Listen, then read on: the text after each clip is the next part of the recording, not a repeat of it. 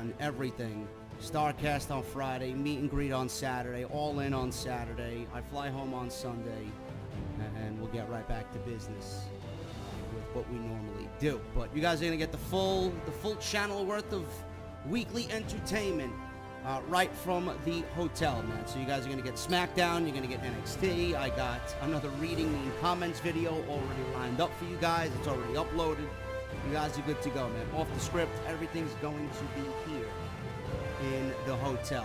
If you guys hear a little bit of an echo, it's because this room is huge. So if you guys hear any difference in the sound, if it's echoey, you know, obviously I'm not with my normal setup. We'll get back to normal next week. I'm glad SmackDown was a good show tonight, man. I didn't tweet on SmackDown Live tonight because I was exhausted. I didn't get any sleep last night. I had to, you know, get ready. I had to pack. I had to make sure I had everything, you know, waiting in the airport for the flight, which was delayed an hour and a half. And I didn't really feel the need to tweet during SmackDown. I just wanted to pretty much conserve my energy, have a few cold drinks, have dinner, get on here and do this, and then just relax for the rest of the night. And then I'll be right back to work here for you guys on Wednesday. Let the bloodshed begin. But SmackDown Live was a good show, man. Obviously not a perfect show. None of these shows are. And WWE still doing things that just boggle my fucking mind, boggle our collective fucking minds. And I want to start off with the Becky Lynch situation, man. You know, I don't want to sound like a broken fucking record. I really don't. And I know Road Dogg was on social media following last week's show. And he doesn't want to hear it from the fans. You know, he's blaming the fans. That's how you interpreted how it should be. You know, that's not what we're trying to tell. As if the fans are fucking stupid or they don't really give a shit about what the fans want. You know, as far as I'm concerned with what SmackDown Live Creative is doing and what we want, I think SmackDown Live Creative needs to start listening to what the fucking fans want. Because this Becky Lynch situation doesn't really make any fucking sense whatsoever. You know, Becky Lynch, where she stands right now, this is the hottest Becky Lynch has been as a professional wrestler. She is reaching levels right now to where turning her into a heel would be absolutely mind-numbingly fucking retarded. Your climate is nice, but the I don't think it's gonna happen, and if WWE somehow figures out a way to do it, I don't think anybody's gonna believe it, and it's just gonna come off illogical, just like it's coming off illogical already.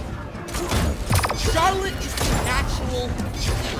But natural selection. I am naturally selecting Charlotte to be a fucking heel. You hear me? D-O-double-G? On my way. She's a heel. Becky Lynch is not a heel.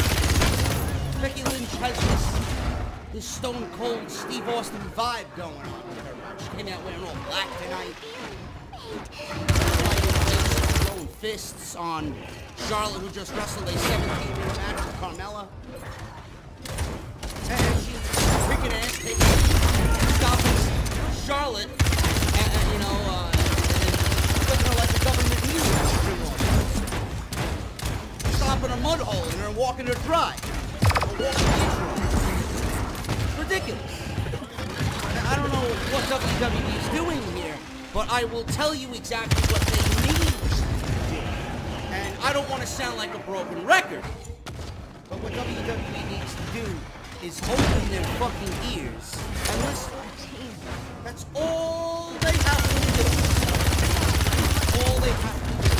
It may seem like a task for WWE to do because we as fans are fucking imbeciles. We don't give a shit if we're not convinced. Shut the fuck up. But I got a great pair of fucking eyes. My vision is 20. I have great hearing. Not like you fucking idiots who have selective hearing. Oh, Roman Reigns is cool down in the building. I will put you Oh, Becky's getting cheered. Everybody goes right on. Sign up for this. Fuck is Becky?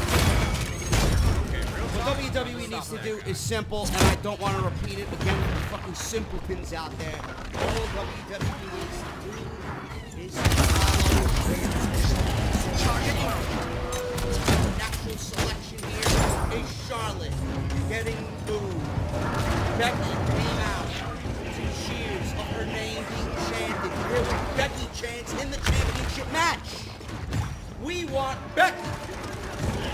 Becky chants throughout the match.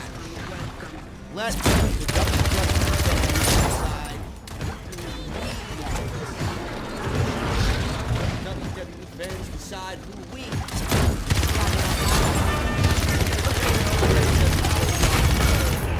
WrestleMania, Raw after WrestleMania, crowds of the year. This is the Monday Night Raw where the fans select they want to cheer. You know, they cheer who they want to boo, and they boo who they want to cheer.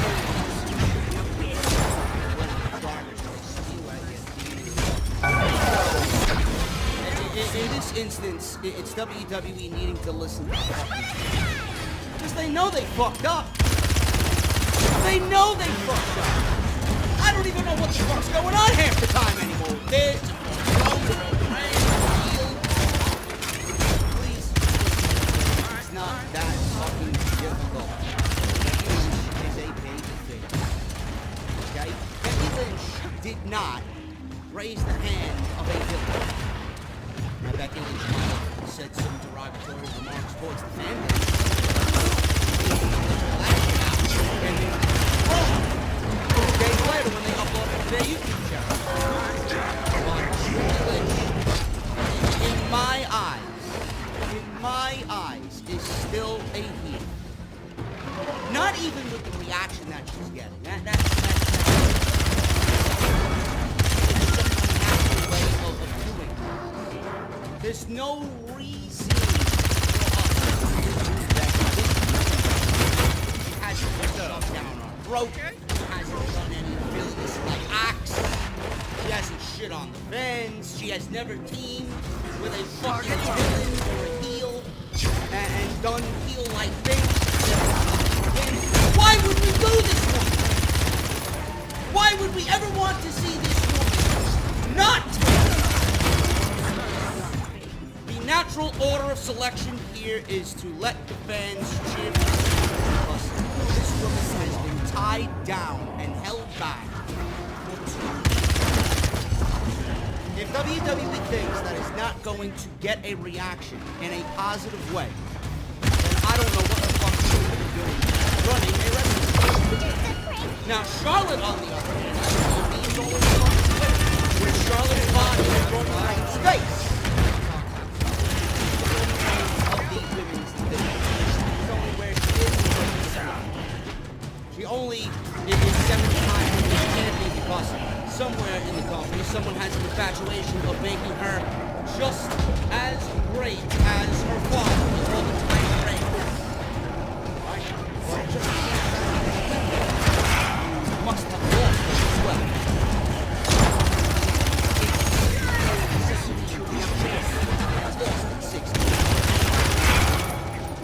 It's more of what you do in that ring, how many ways that an egg has. Please, I beg you. And Becky came out tonight and challenged Charlotte to Hell in a Cell. I wouldn't even do the match. I don't know why they are rush. They get title match on Hell in a Cell Sunday. I would have absolutely waited. Me personally. You don't have to have every fucking title on the show. You question why Sasha Banks, Ember Moon, Riot, Bayley, Asuka weren't on SummerSlam. We don't even have to Charlotte defend if she wants to. We don't even have Charlotte.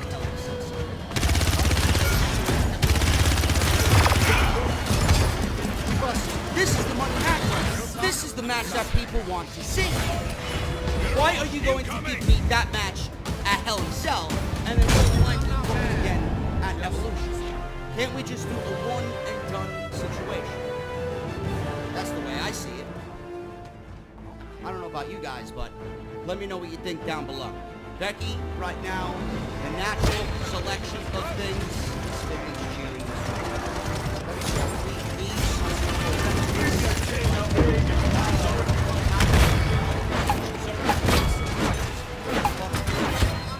This is no more timid, waiting for things to happen. Oh, it's okay, I'll get them next time, Becky Lynch. No, this is Becky taking the fucking Randy Orton by the fucking Viper, okay? Seriously, just use that visualization.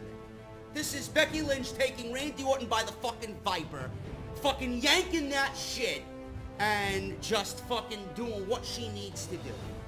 Koga. Please, just let this thing play out. She is going to be hot, hot, hot, week after week after week. If WWE doesn't see this, then they are absolutely in the wrong line of work. The match with Carmella actually wasn't that bad. I mentioned to a few people who were texting me during the show, and I was thinking the same thing. It's as if Carmella has gotten less terrible in the ring. She's still terrible, but she's gotten less terrible in the ring. She has a decent match at SummerSlam. She has a decent match tonight against Charlotte. I'm not going to zing her on the in-ring skill. She's actually been somewhat competent in the ring. I didn't really give a shit about the match. Carmella was never winning this match because Carmella is no factor in what's going on with Charlotte and Becky Lynch. But it was a semi-decent main event that furthered along the story of Charlotte and Becky Lynch. That's all I will say about that. Carmella is still god-awful. I still fucking hate her with a dying passion. I don't think she needs to be in the ring. She's blonde and should not be in the ring. She should be on a swimsuit model, swimsuit edition magazine somewhere. You know, but to me, when I look at Carmella, I don't see professional wrestling. But she's looked a little bit less terrible than I remember seeing her. Samoa Joe. This man is a fucking national treasure. I mean, I don't know how you sit here this evening and not want to see this man again as WWE Champion. This time, instead of telling Wendy Styles that he's coming home to tuck the kids into bed, that Daddy isn't going to be home because Daddy's already gone night-night. Now he's on the phone with Wendy Styles, making plans for a fucking family barbecue. Koga. I mean, who does that? Who does that?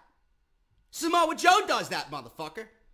And Samoa Joe, we have 3 weeks left to go in this feud. If Joe is going to continue this mind games, just fuckery with AJ Styles, I don't mind Samoa Joe winning the WWE Championship at all. Now, I've been mentioning, and I haven't heard a single fucking soul in this community mention, you know, my way of thinking. WWE needs to start getting ready for Survivor Series. Okay, you gotta line up your champions. Roman Reigns is the Universal Champion on Monday Night Raw, unfortunately. Baby, looking strong. We got AJ Styles Let the on bloodshed begin. SmackDown Live. Now, what do you do here? What do you do here? You got a few different ways to go about it. You can give me the AJ Styles Roman Reigns match. I wouldn't mind seeing that again. It's just another roadblock for AJ Styles on his way to breaking CM Punk's WWE title reign days held. You could do that. Live your That's the life safe on the bet. edge, and you'll become sharper could than do any Samoa blade. Joe versus Roman Reigns. WWE could book that. Samoa Joe can win the WWE title at Hell in a Cell. He could go on to Survivor Series and go one-on-one with Roman Reigns, getting his win back from earlier this year. I wouldn't mind that at all. It's a non-title match. The Universal Championship's not on the line. Samoa Joe versus Roman Reigns with Joe going over would be brilliant for WWE to do. Or you could do Braun Strowman beating Roman Reigns inside Hell in a Cell. And we could get Braun Strowman versus Samoa Joe at Survivor Series. Another intriguing match that we have not seen yet. One-on-one on pay-per-view. I think they went one-on-one on Raw at one point. Right before something. Correct me if I'm mistaken. Because I know somebody would. It's very difficult to follow and keep track of what's going on in this fucking company. Especially on Monday Night Raw. I want to immediately forget Monday Night Raw ever happened when the clock strikes 11. I'm not thinking about Monday Night Raw weeks after it happens. I barely want to watch it. It's coming on. But you gotta start thinking about that. And if you go Styles, Joe Wick, because again, I'm gonna say it. I don't know how you don't give this man the WWE Championship with the body of work that this guy is giving. Win the title in Hell in a Cell. Whether it's in a Hell in a Cell or not, I don't know. I don't know why you wouldn't put that match in Hell in a Cell, but you have to put your heart inside Hell in a Cell with nothing on the line. I don't know about you guys, but I think Joe and Styles is much more worthy of a Hell in a Cell. But if Joe wins the titles, Joe versus Roman, Joe could beat Roman at Survivor Series. Because that's just the way things should be. The real Samoan needs to go over. Vince to battle as a calm mind. He could do the rematch at I don't know what's the pay-per-view? TLC, I believe TLC. He could do a rematch there. Have Joe, fuck his way out of the victory. Right? Screw him over. AJ could get one more shot at the Destroyer. Samoa Joe. He'll get his rematch. And like one of my friends said, I like this idea. You go with a triple threat or a fatal four-way. Styles Joe, Brian Miz. I like that line. At the Royal Rumble, you do Brian Miz, Joe Styles, fatal four-way. And that is where the Miz would win the title. Actually, no, I would not even do it in the Royal Rumble because I want Brian to win the Royal Rumble. Miz would be the champion from that situation. Brian would win the Royal Rumble. And then you can go on and do Brian versus the WWE Championship at WrestleMania. So long.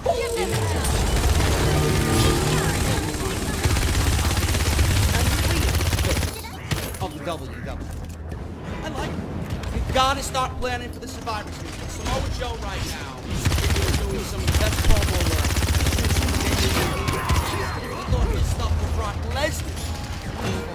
This guy is running on all cylinders right now. You're already dead.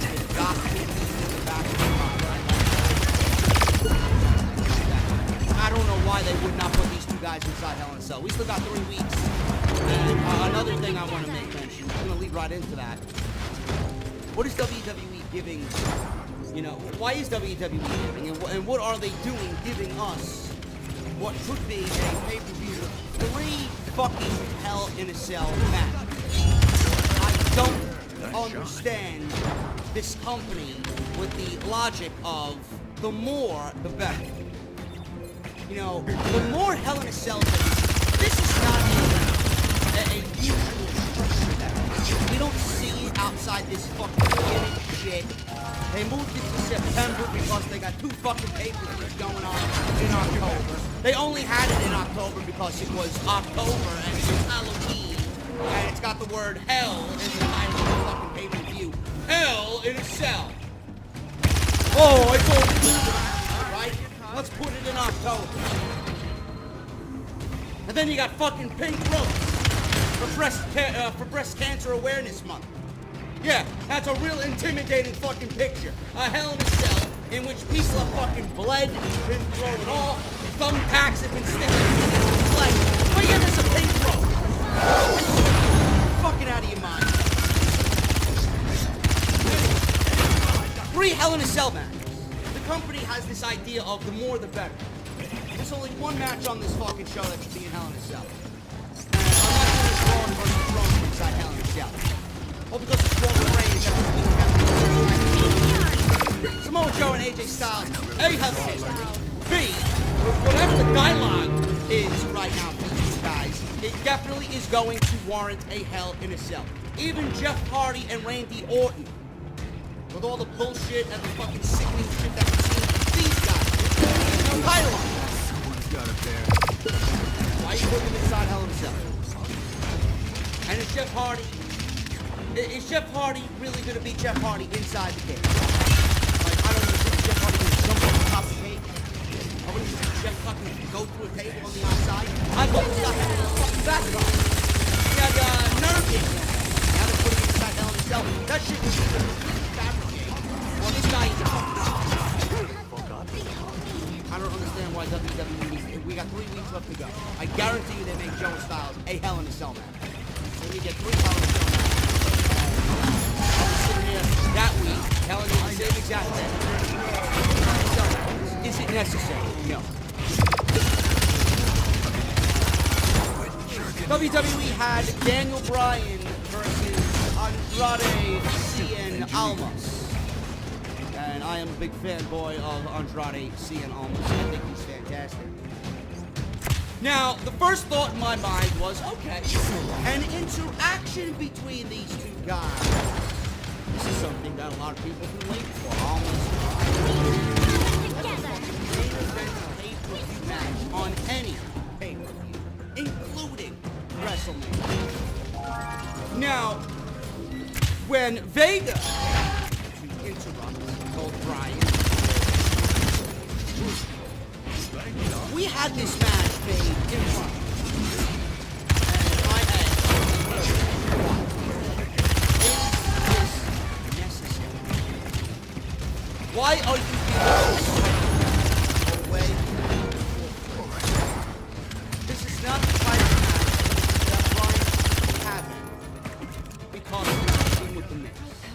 This is not a good in-between match. They get Brian You're already dead. Hell in a Cell before their match is quality wrestling with a future title on the line. No doubt about it. Almas is a 5-star match. Daniel Bryan, we know the fucking guy. Why are you putting these two guys inside the ring on a random edition SmackDown Live? And the match means absolutely nothing. Now, I'm all for seeing what these guys can do, but is anything special in WWE? Whatever happens, having a first-time match happen with sheer importance, a type, a stipulation, you know, and the storyline is built over weeks and weeks and weeks. You don't see these guys throwing random these matches, getting their hands on one another.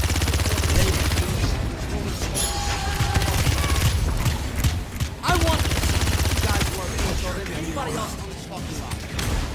And the other one also included Almas. Stop.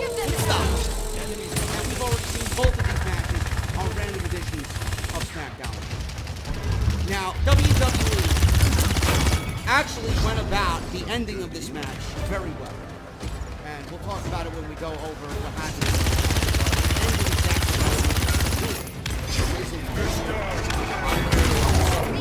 He brought Brian and Zelina Vega pretty much said that, you know, we want you. We brought Styles to the limit. We beat Rusev Day. We put Sin Cara on the shelf. He's out with so Punk. You know, we want Daniel Bryan on SmackDown. So at least they gave him a reason why he's not.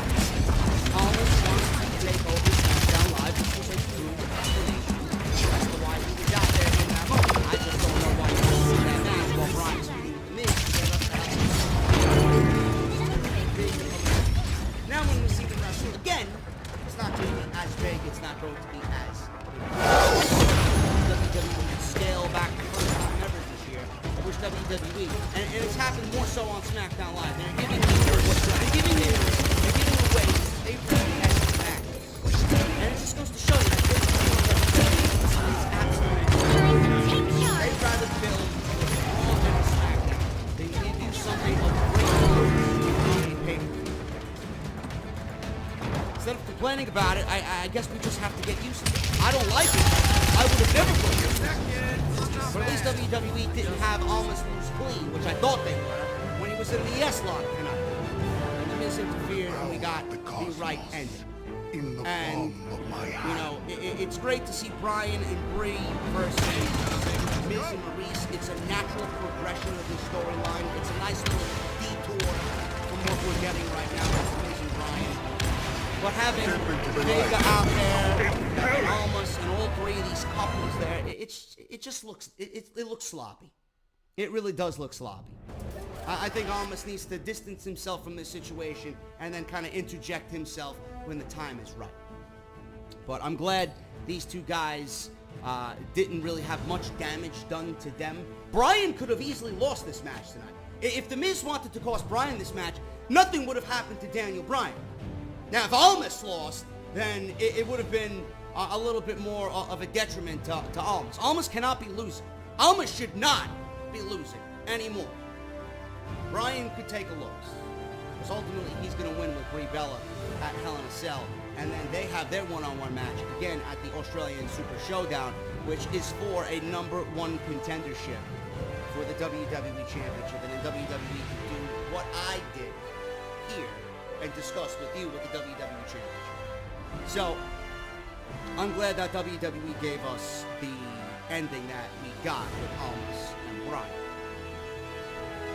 I mentioned this on Twitter, and I don't know where they came from. Apparently, the real estate industry is not booming in Puerto Rico as big as it was a couple of years ago. Primo and Epico, maybe they got evicted for infestation of cockroaches. Maybe they were given a half a star on Travelocity. I don't fucking know. What the fuck are these guys doing on SmackDown Live in a triple threat match to determine #1 contenders for the SmackDown Live Tag Team Championships? Now, maybe these guys offered a lifetime supply of pina coladas and a 6-day, 7-night excursion down at some fucking one-star rat hole motel. Maybe they bribed their way into this match, but Primo and Epico, I mean, you could have fooled me. I didn't even think they were fucking still employed by WWE. And God knows they didn't get no fucking reaction. I don't even think Toronto knew who the fuck they were. Come on now, you gotta do better than that. You got to do better than that. You got other fucking teams that you could put into this situation. You got the club, you got the Colognes, and then you got the bar. Can you at least make it unpredictable? The club has been dead since their arrival in WWE since New Japan Pro Wrestling. Do you want to know why they died? Because WWE didn't take my advice and book them the way that they should have been booked, as heels coming into the WWE, invading from rival Japan. Live your life on the edge. No, but I'm the fucking idiot who doesn't have a good mind for the business. That's the way I look at it. And all of a sudden, they come in, they make a hot splash against the Usos when they debuted, and they pretty much died right after that. These guys should be on top of the tag team world. All Carl Anderson cares about is his hot Asian wife and his fucking 12-pack abs. That's all he gives a shit about. This match was predictable from the time the bell rang. The Bar ended up winning this match. And then WWE, instead of giving us a fucking team that you could throw into the mix that could be an underdog Cinderella team, why aren't we using R-Truth and Ty Dillinger as a fucking tag team? I ask you this in all seriousness. They have a great makeup. They have great personality. They have charisma. It looks like they gel very well together. No, but we're getting fucking below. Make mine a fucking triple with that pina colada, motherfucker. I don't want to see these guys in the fucking ring. Get them off the fucking television. Get them off the fucking product. They don't belong there, let alone a fucking number. And don't tell me that I'm a hypocrite. Okay, you want to get a chance, man? No, I want teams to get a fucking chance that deserve to get a fucking chance. What have they done and what have they worked for to be put in this situation?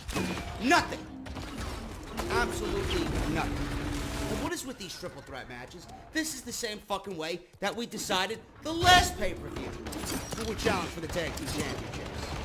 This is how the fucking New Day got to fight the Bludgeon Brothers at SummerSlam. And then they're calling this shit a tournament. This is not a fucking tournament. If you want a fucking tournament, maybe you should make it an open invitational fucking tournament. Maybe you should include the fucking Withering Division on Monday Night Raw. Ascension ain't doing shit. You got the Revival feuding with fucking B-Team, B-Team. No, no, no! I don't know why I can come up with these ideas off the top of my fucking head. And WWE giving me 2 sets of triple threat matches. And then the winners of these 2 triple threat matches fight the week before Hell in a Cell. And then we get an impromptu tag team title match. That's your great plan, Mr. Dio, double shit. Come on, bro. You gotta be a little bit more creative than that. And then next week, we got Sanity, we got Rusev Day. Oh my god, they're putting Rusev in the tag team. The Usos, Rusev Day, and Sanity. Now that's a little bit more unpredictable. That's a little bit more unpredictable. Well, who is WWE gonna go? Are they gonna go with the Usos because they're safe? You know, Sanaty's been fucking dead since they arrived on SmackDown Live.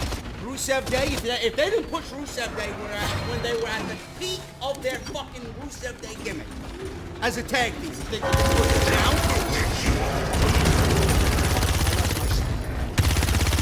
Probably gonna end up being the Usos versus the Bar, and then the top we're gonna get the Usos going against the New Day at Hell in a Cell. Why? Because they went at Hell in a Cell last year. WWE is gonna book a rematch of all rematches at Hell in a Cell. And you know what? They'll probably put that inside Hell in a Cell, where it doesn't even call for it. Because they did it last year. You gotta be a little bit more creative. I'd love to see the Bar. I'd love to see the Bar, and I love the Usos, man. I think they're great. But me around. I'd like to see the Bar win this thing. I'd like to see the Bar versus the New Day. It's different, it's fresh, and it's not the same thing that we've already seen fucking 17 different times already. Let's do it. WWE, you know, if they really want to find competition for the New Day, and they want to come out and invite King Booker on SmackDown Live and coronate them 5 times. 5 times. SmackDown Live Tag Team Champions, or Tag Team Champions in general. I think it's 3 on Raw, 2 on SmackDown. Then they should have an open invitation. Booker T should have came out and had a SmackDown Open Invitational. You know? And he should have been the one to coronate the fucking tournament. 8 teams. Have it be an open invitational. You know, include teams from NXT. Capture points. Include teams from Raw. Give everybody a legitimate shot. I'm still waiting. And I'm getting off track here because I love tag team wrestling. I'm still waiting for WWE to do the Dusty Classic the way it needs to be done. In the same way as they do the Mae Young Classic. In the same way that they did the Cruiserweight Classic. I love to see it. 32 fucking teams from around the world. Teams from Raw who aren't being used, or teams from NXT, teams that you're going to go out and get. And then just sign them on in WWE. Bring in the Briscoes, bring in the Bucks, bring in whomever, man. Bring in LAX. Great fucking deal. You know? So, I just hope that WWE gives her a chance. On Raw right now, it's absolutely fucking abysmal. Absolutely abysmal. But I'm hoping the Bar wins because it's different. We haven't seen it. But I'm going with the Usos because you gotta think of it through WWE's mind. You gotta think of it through the eyes of WWE. What did they do last year? The Usos and the New Day. On SmackDown. Inside Hell in a Cell. They probably will be in Hell in a Cell. Call for it, but I would not put it past WWE to book that rematch again for the simple fact that they think it would be cool to do it once. Those are the big things that happen. Excellent work, SmackDown.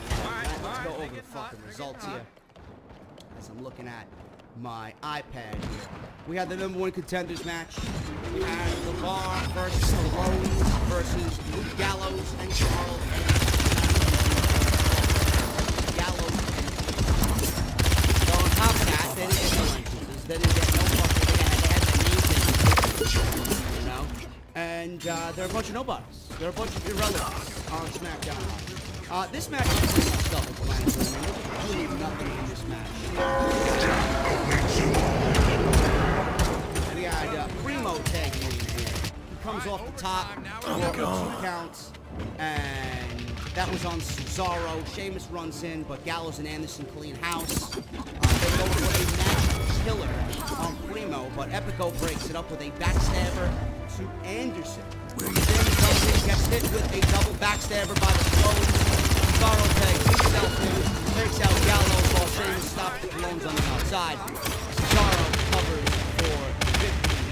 But go on to win a very uneventful triple threat match. Advance in the tournament to try and become #1 contenders for the New Day Tag Team Championship. Paige is backstage, and she was watching this match, and Rusev, Aiden English, and Lana come walking in. Paige announced that is Rusev Day, the Usos, and Sanity. The winners will face the Bar to determine the #1 contenders for the New Day. Rusev praises Lana, and he's all ready to thank Lana for getting Rusev Day, this tag team title match. And Lana said, "It wasn't me." And then Aiden English stepped forward and him. They are back on the same page for now. But again, you got the Aiden English storyline, which is not done by a long shot. We'll probably end up fucking this match up. And they didn't get Rusev Day earlier in the evening when they were quite hot at the tag team. Why do you think they would push it? I don't understand. I really don't understand people here. I'm going with the Usos. Sanity. Listen, Sanity, out of all 3 of these teams, Sanity is the absolute 100% right choice to win this match. Even though they haven't done shit. I don't want to be hypocritical, but if someone deserves a fucking opportunity, it's Sanity. But how much of an opportunity are they going to get? Title match. Just throwing things together and putting a tag team title match on a Hell in a Cell pay-per-view because you feel the need to do it. There's nothing developed there. There's no drama. There's no back and forth. There's no intrigue. There's no storyline. There's no formula there. There's no feud there. What is the dissension between those 2 teams, or any of these teams that come out of this tournament against the New Day? It's just putting a team together to fight the New Day for the sake of getting it on a pay-per-view, which will probably end up being on the pre-show anyway. Anyway, I'm going with the Usos, but people are going to go Rusev Day. I'm not going Rusev Day, man. And Sanity is the right choice to definitely win this match, but probably not. Jeff Hardy's in the ring. Hardy is addressing Randy Orton. Randy Orton has an obsession over him lately, he says. Jeff got inside of his head and messed him up. Orton even made him think he can fly. I think Randy Orton's got as long as he doesn't end up looking like a all drugged up and everything still gotta stop him. As long as he don't feel like that, or looks like that. So we see the video package again where Randy Orton sticks his finger in Jeff Hardy's face. Jeff feels like he is reborn, and he feels like Jeff Hardy of old. Jeff says this is just the beginning. He calls Orton to the ring to finish what he started. Orton mocks Jeff. He says he's not finished working on it. Orton says his version of Jeff that people adore is what he's going to take away. The career is going to end. Says Randy Orton. Orton says to do this, he must leave Hardy in the ring with broken bones. Okay, real talk. Time to stop. Orton says Hardy didn't really think he would get in the ring on Jeff's terms tonight. Orton then shits all over Canadians in the crowd and calls them stupid. Orton goes, because that's what a great heel does. Orton goes on and addresses Hardy that you need to be very careful of what you do here, because I am the most violent man in WWE and a threat. And he's the most dangerous three-letter term in all of wrestling. RKO. Hardy says Orton is going to hell and is in there with him. Jeff announces that their match will be inside hell himself as Jeff Hardy gets a chance, ringing out in the Toronto sky. So, that match will be himself, Joe and AJ Styles in the crowd. Well, yes, inside the Renee Young is backstage with Fresh Mella, who's made of Monopoly money. She ain't made of money. She's worth 0 dimes, like Enzo would say.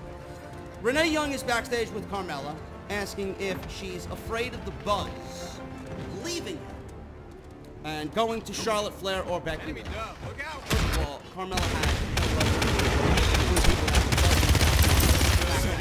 fucking sucks in the ring. Carmella isn't worried and points out how Flair lucky I didn't have too much on that match. Carmella says she's defeated Flair twice. Carmella has defeated my insomnia several times. 7, More than twice. Good on you. 4. Carmella says she's defeated Flair twice and will complete the trifecta tonight. I would be lucky, and we would be lucky, if Carmella knows more than she knows. She goes on and says Becky and Charlotte are chump change. Carmella is nothing but couch change.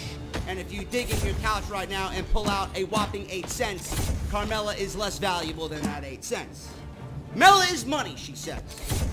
She walks off and in comes R-Truth. And I want to see more of R-Truth. I'm saying it again for another fucking week. I want to see more of R-Truth, man. I just feel like he's reborn, he's refreshed. I want to see more of R-Truth here. Truth says when the time is right, the truth will set Carmella free. I've been speaking the fucking truth on Carmella for 6 months now. The truth has definitely not set Carmella free. I've been speaking the truth on fucking Roman Reigns for 4 years. Where the fuck is that truth? Motherfucker. Anyway, moving on. Group up. Naomi versus Billy Kay. I'm lucky if I see 10 seconds. Billy Kay wins. Hey Naomi, what's the matter, honey? Go back to Tater. She's like in the VIP over there. They have this big shit in the battle. Yeah, some good that shit, right? All the fucking hype that built. Billy Kay wins. Daniel Bryan is in the ring. We got Daniel Bryan talking about Miz. And Brie was going on about how she's got a better right hand than the Miz. Almas comes in and he's speaking Spanish. I don't speak Spanish. I'm not even going to try and translate what he said. And he was getting the what treatment. So fuck you, Toronto. Bryan says he would love to make this match official, but unfortunately he's no longer the general manager. We got Paige coming out, and Paige looked like, I don't know if she was actually breathing heavy or if she was running. I don't know why she was out of breath. Unless he's got his hair. Or maybe Brad Maddox or something like that. I don't know. I'd love to see Brad Maddox back as general manager.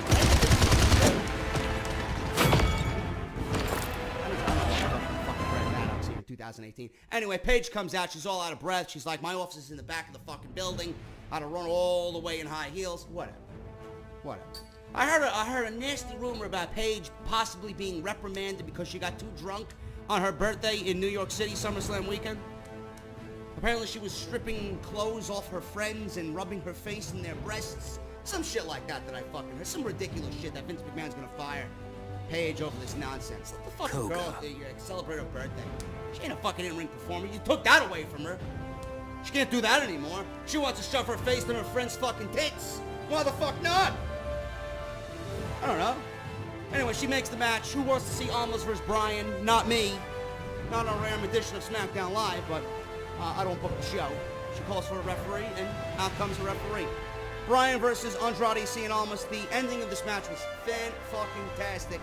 This is awesome. Chants were going off. Almas goes to the top for a moonsault. Bryan gets the knees up. Bryan applies the yes lock in the middle of the ring. Vega then gets on the apron, but Brie Bella pulls her down and drops her on the outside. The referee is busy looking at Brie and Vega. I mean, I would be too, so good on you, referee. Almas is in the submission. Nobody has their eyes on Almas, who looks like he was going to tap. Siege. Maurice comes out of nowhere and nails Brie, no homo. And she then sends Brie into the ring post face first. Miz takes advantage of the chaos and comes into the ring, decking Bryan with a cheap shot for the DQ. Bryan wins by DQ. After the bell, Almas hits his double underhook DDT, and The Miz delivers a yes lock and a skull-crushing finale on Daniel Bryan. Charlotte cut a very good promo that did not sound like a robot on SmackDown Live. You know, because she sounds like fucking the robot from Lost in Space. Danger! Maybe. Danger, Will Robinson!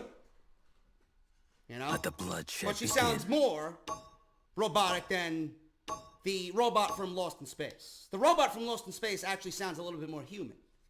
So she says that Becky Lynch thinks she deserves the title. Becky Lynch thinks she deserves the women's championship. This chair fucking sucks, by the way. I don't know what I'm sitting in, man. I'm sitting in a fucking chair built in the 1970s. Not 90s, 1870s. It's fucking squeaking all over the place. Anyway, Flair goes on and says that Becky doesn't deserve the title because you don't deserve anything you don't win. I didn't understand that line.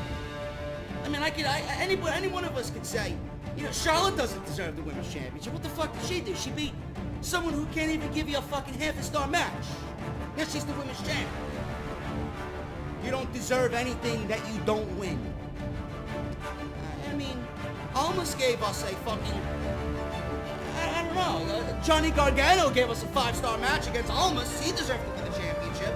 No, the fuck, what is she saying there? I don't understand that line. Flair won't apologize for busting her ass, she says. What, the ass that she,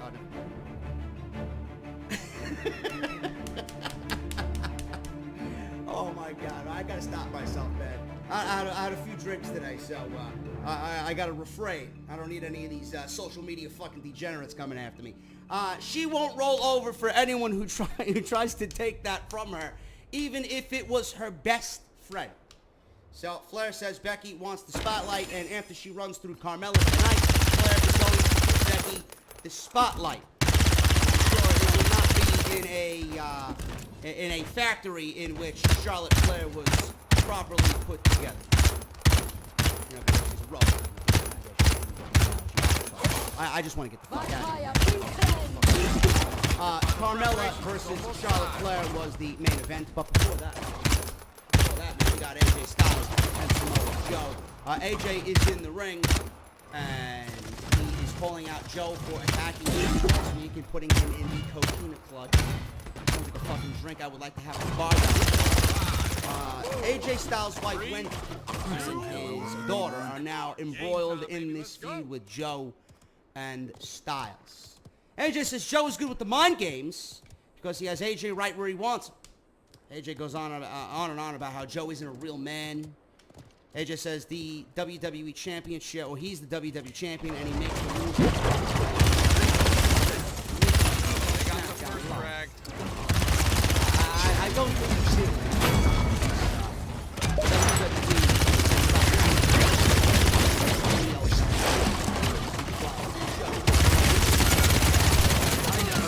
Don't put yourself in this. Road Dogg, I love you. I love you. Thanks for unblocking me on Twitter. Anyway, we got AJ saying he doesn't want to wait till Hell in a Cell. AJ calls Joe to the ring and says this isn't a threat, it's a demand. All right. This isn't a threat. show better. Get Roman off my TV. You know, I wish it was that easy. Joe appears on the big screen taunting AJ from the parking lot. Joe says he's not coming out while AJ is out there. His point. Joe talks more about AJ Stanley and says Davis is not done for his daddy just yet. Joe then pulls out his cell phone and supposedly calls AJ's wife, Wendy. Joe continues with the games and says that maybe he'll stop by next Tuesday and have a family barbecue. The feed then cuts off and Joe smiles.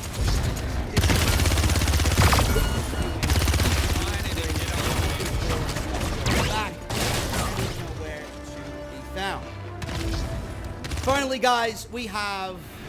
Let me see. Is this it? Yep. This is the end here. Charlotte versus Carmella. I thought I had some more notes on AJ and Joe, but apparently not. Now we get Carmella and Charlotte, the women's champions. This match went good.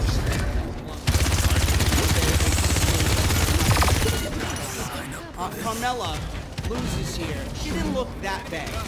She didn't look that bad. No more screwing around. She hasn't looked that bad since SummerSlam, so obviously she is somewhat improving, which is always a good thing. Carmella had a nice little Hurricane Rana off the top rope here for a 2 count. Carmella shows that she's very frustrated. She started, you know, the screaming was like a minute. She started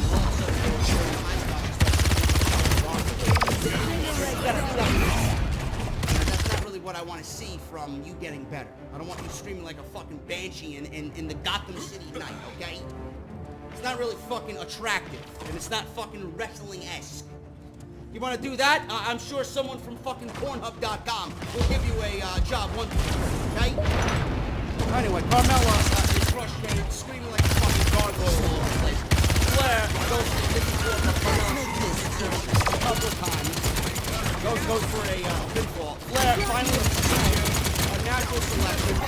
Flair then applies a 58, and Carmella taps out after the match. Becky Lynch is going wild. Starts fucking slamming fists into Charlotte's face, which looked terrible, by the way. It just looked really fucking terrible. Charlotte's selling. Very aware of that when you go back and watch it. If you have not watched this, if you're watching this first and then going to watch it, or if you're just going to go back and reference what I just stated here. God awful. God awful. Selling. Let's go Becky's dance. Becky wants the microphone. I'm loving this fucking Becky. Not giving a shit about anything attitude. Becky calls Flair a bitch. And she says that when she gets her way, come Hell in a Cell, she's getting her title back. Becky chants break out and SmackDown Live. Charlotte with a close-up right there. I'm assuming they showed Charlotte on a hype truck.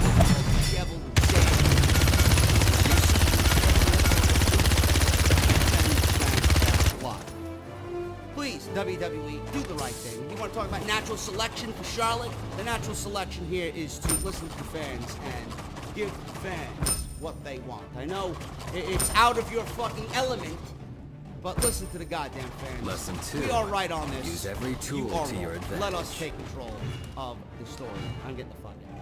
Thank you guys so much, man. I got some great content coming up. I got a reading mean comments video tomorrow. I got a NXT video going up on Thursday morning because I'm going out with a very, very good friend of mine. Mr. 414 himself, Rusty, is coming to see me, man. He was on Off the Script. He was actually the only man to co-host with me on Off the Script in its 237 episode history.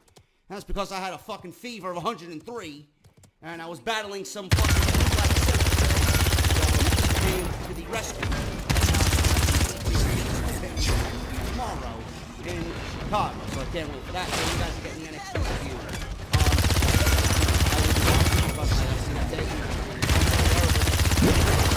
Done. Take my money, bro. I'll see you guys for NXT on Thursday. I'll see you guys for reading me comments tomorrow. Follow me on Twitter at JD206. Hit that subscribe button down below. If you guys want to support the show, patreon.com/JD206. So you got 2 hours of extra audio up there in the last couple of weeks. NXT TakeOver Brooklyn 1. We go over that and go back and watch it. 1993 King of the Ring review, retro review. We go back and talk about it and everything that led to Bret Hart winning the 1993 King of the Ring. If you guys want to check out my Monday Night Raw review video and off the script that I uploaded late on Sunday, those are also linked in the annotation that you see in the top right corner. I'm JD. Thank you guys so very much. I'm here in Chicago. Hopefully I'll see you guys. I'll let you guys know exactly what's going on with me, where to meet me, where to buy me a cold beverage. It's happening this week, man. JD, off the script, are all in Chicago. I'm here, motherfucker. Hand me a cold Guinness.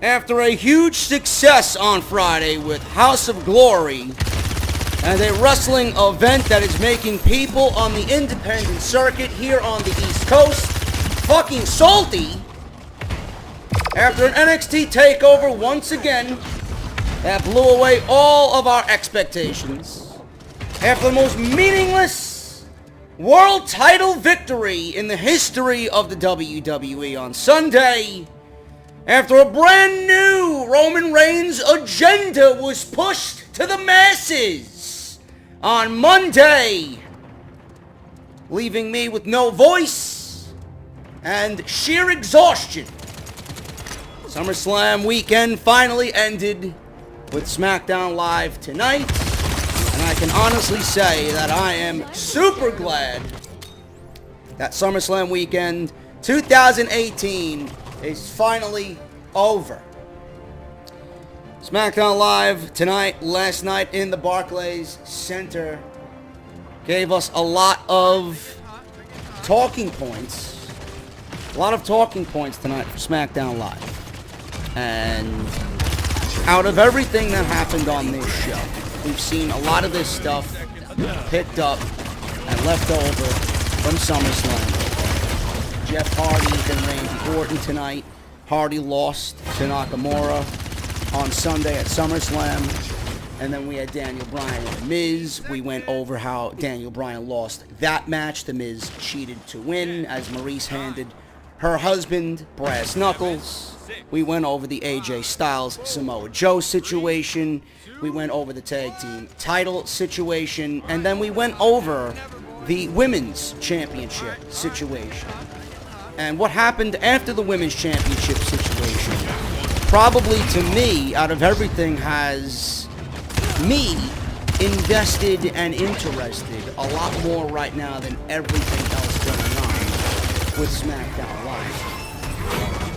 I want to get this out of the way, and I know some people will disagree with me. Some people that I talk to on a daily basis about WWE, they disagree with me, but I want to raise this question.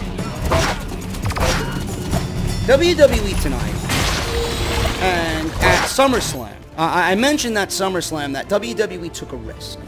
WWE took a risk on having their beloved Charlotte Flair be the recipient of a post-match beatdown from one of the most over baby faces in the women's division, Becky Lynch. And that's including NXT, Monday Night Raw, and all of SmackDown Live. WWE took a risk on Charlotte getting beat up post-match as she won the Women's Championship. WWE pulled the trigger in New York because New York is a smart crowd, and they figured that, listen, we're going to take the risk. If it fails, we'll try and correct it on Tuesday, but if we strike it rich with this one, and people take to the Becky Lynch beatdown of Charlotte, we won't really have to do much, and everything is just going to align itself to where it needs to be. Becky's going to remain a babyface, and the fans will turn on Charlotte because of Becky Lynch and people wanting Becky Lynch to win the SmackDown Live Women's Championship. We get into Tuesday, and everything seems to be okay, and then Becky Lynch opens her mouth. Now, I want to mention this, and I know some of you are disagreeing with me already. In my honest and truthful opinion, I do not think Becky Lynch is a heel. I don't think Becky Lynch is a heel because it reminds me too much of what WWE currently is doing with Roman Reigns. Roman Reigns is portrayed as a babyface, and he's getting heel heat. And then the people turn around and say, well, isn't Roman already a heel? Why would you need to turn him into a heel? He's getting a heel-like reaction, but he's not a heel because he's not being portrayed as a heel. The defending Universal Champion. He's going to be a defending Universal Champion. He's standing up for the men and women of the locker room. He's going to give everybody on Monday night the champion that we need. All this other fucking garbage that they're spewing down your throat. He's not. If he's a heel, then he's going to shit on the crowd, and he's going to act very heel-like in everything that he does. So Roman is not a heel, no matter how many people want to say that he is, no matter how many times that he wants to go on whomever's podcast or interview or newsletter or magazine article and say, well, aren't I already a heel? No, you're not. You are not a heel. Becky Lynch is not a heel. And I attribute that, in my honest opinion, to the reaction that the Barclays Center gave us tonight. Now, where people disagree with me on that is, A, she shit on the crowd. B, she tried to escape into the crowd when Charlotte came down and tried to beat her ass. And those two aspects, people are saying, well, that's it. That's all you need. Becky is a heel. But in everything that WWE did, they towed the line so close, and I was scratching my head and I was almost cringing at the fact, what the fuck are you doing? You were borderline having Becky turn on everyone and give me something that is the complete opposite of genuine. You're having this woman who everyone loves. There's not one person who dislikes Becky, wants to see Becky lose, or has any ill will or a problem with Becky Lynch. There's absolutely no way you're going to script a narrative and have the fans turn on Becky Lynch. It is humanly impossible. Becky Lynch is in the Daniel Bryan category of babyfaces that we want to see overcome whatever struggle they're going through. It's not going to work. So by the reaction that we got tonight in Brooklyn, even though WWE towed that line so close and almost had Becky step into that threshold, I don't think she's a heel. Everybody, no matter how many times she said you people were never against me, we're going to listen to her right now. How many times the people are not with her, they're against her. You know, people were cheering Charlotte at the end of SummerSlam. I don't know what the fuck everybody is listening to. I don't know who scripted this promo for her. It was absolutely ludicrous to hear that shit. So the reaction that we got in Brooklyn tonight, Becky is not a heel. You may think otherwise, you may disagree with me, that is perfectly okay. I'm basing it off the crowd reaction. In this instance, when Roman gets that heel heat from the crowd reaction, he's being portrayed as a superhero. So he's not a heel. In this case, it's almost as if the roles are reversed. Becky is trying to talk like a heel, but the fans are giving her a babyface reaction. You're forcing something upon someone that nobody wants. You cannot do that. It's not going to work. And in this instance, Charlotte is the Roman Reigns of this story. My voice is fucked up. Commentary with House of Glory on Friday fucked everything up. I got to take 2 days and not talk about wrestling. But it's not a situation where she is a... Now, they may be forcing it on you. It may come off that way because that's what WWE wants. That's what WWE, I think, is trying to do. And it's not going to work. It's not going to work whatsoever. Let's hear what Becky Lynch had to say. She explains why she attacked Charlotte Flair at the end of SummerSlam when Charlotte won SmackDown Live Women's Championship. I deserve to be standing here as the women's champion. And since that moment, Charlotte Flair deserves the beating that I gave her. Because or Roman Reigns, or AJ Styles, or Seth Rollins, Roger Reigns,